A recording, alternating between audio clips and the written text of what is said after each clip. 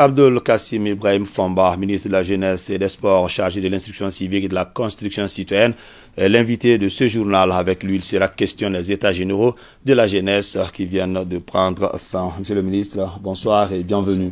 Bonsoir.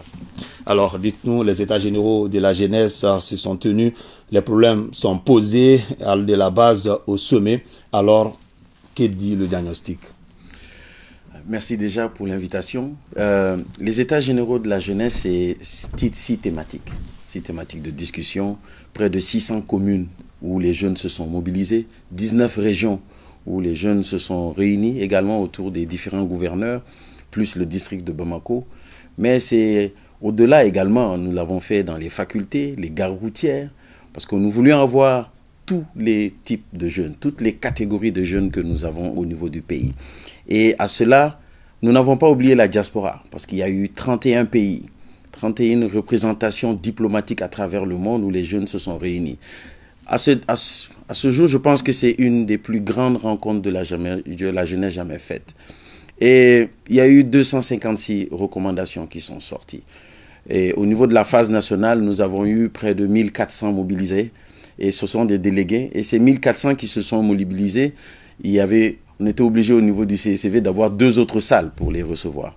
Mais pour clôturer en beauté, on a eu le président de la transition. Et à ce stade, le diagnostic, c'est que les jeunes ont compris qu'à un moment donné de l'histoire d'un pays, il faut prendre ses responsabilités.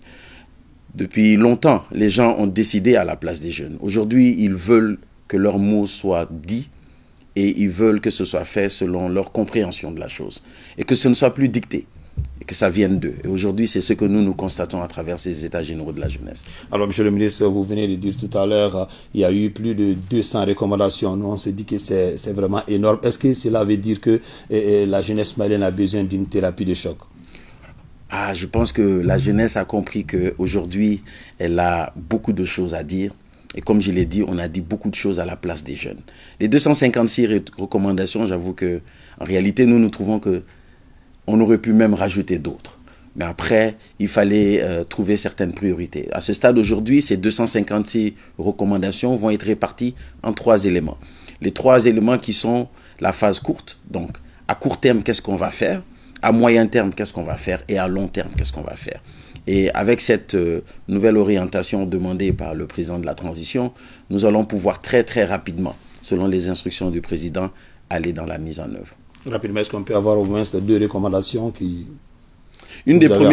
Alors la toute première recommandation qui est quand même très intéressante, c'est d'avoir un cadre d'échange entre le chef de l'État et la jeunesse. Vous savez, aujourd'hui, le président de la transition incarne un certain espoir que les jeunes ont. Il se voit en lui. Parce que déjà lui-même, il l'a déclaré, il est jeune. Et s'il échoue, c'est toute la jeunesse qui échoue. Et à ce stade-là, les jeunes s'identifient à lui. Et c'est un modèle pour eux. Donc ils veulent avoir des cadres d'échange pour pouvoir discuter de leurs problèmes. Un deuxième cas qui est important, ça c'est par rapport aux organisations de jeunesse. Surtout la fêtière. À ce stade aujourd'hui, les jeunes veulent avoir une fêtière beaucoup plus forte, beaucoup plus présente. Et ça, ce sont des recommandations qui sont très importantes pour nous et nous allons prendre les dispositions dans ce sens-là. Alors, monsieur le ministre, les jeunes du Mali ont eu l'honneur de bien sûr recevoir le président de la transition lors de la cérémonie de clôture. Le président qui s'engage à renouveler son engagement pour une jeunesse forte et épanouie. Alors, quelle garantie vous donnez que les résolutions de ces assises ne seront pas rangées dans les tiroirs? Je pense que ces assises, ces états généraux plutôt vont être mis en œuvre très bientôt. Pour ne pas dire dès la semaine prochaine, les mesures vont être prises. Je pense qu'elles vont être présentées au président de la transition et vous allez immédiatement remarquer que la mise en œuvre va tout de suite commencer. Je pense qu'il y a déjà un cadre à mettre en place. C'est ce cadre qui va aider justement à faire le suivi de la mise en œuvre de ces recommandations. Et je peux vous dire, les jeunes sont prêts.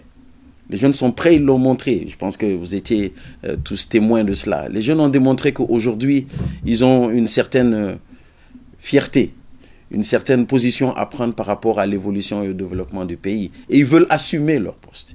Ils ne veulent plus instrumentalisation derrière.